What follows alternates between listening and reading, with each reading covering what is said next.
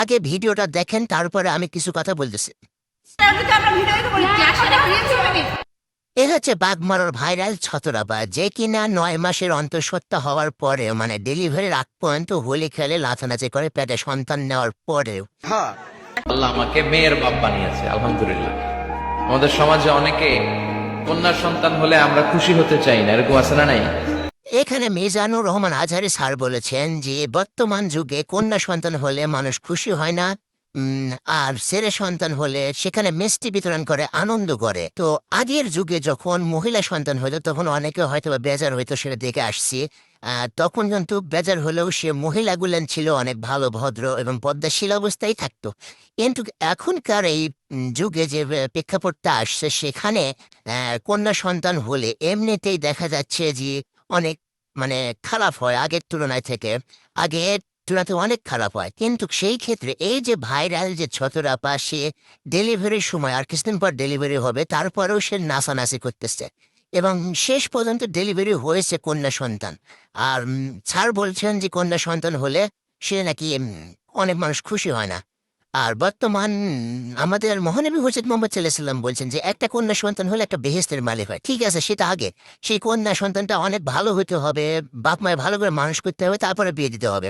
কিন্তু এখানে দেখেন এই যে ছতরাপা যে মানে ডেলিভারির সময় যে নাচানাচি করতেছে, হোলি খেলতেছে, এর পেট থেকে যেটা বের হবে আর কি, সেটা কি আলিউলিয়া হবে না দরবেশ হবে? আমাকে একটু বলবেন আপনারা কমেন্টে, ঠিক আছে? আর একটা কন্যা সন্তান যেমনি একটা বেহেশতর মালিক দেয় তার পিতাকে, তেমনি এটুকু খেয়াল করা উচিত, প্রত্যেকটা মানুষের মাথায় রাখা উচিত যে একটা কন্যা সন্তানের কারণে তার বাবা মাকে দুজকেও যেতে হতে পারে বা হবে ইনশাল্লাহ।